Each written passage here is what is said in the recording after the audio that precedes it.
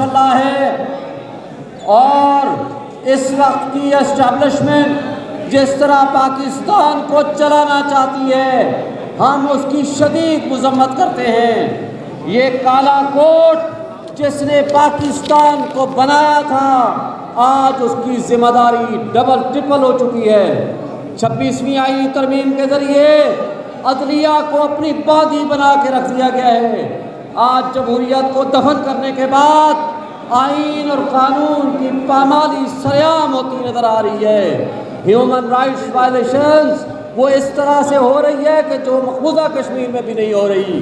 میں یہ سمجھتا ہوں کہ آج آپ کی ذمہ داری ہے، آپ اٹھیں، اپنے اندر بھی ارد گرد جو ٹاؤٹس اسٹیبلشمنٹ کے گھوم رہے ہیں ان سے کوئی گھبرانے کی ضرورت نہیں ہے۔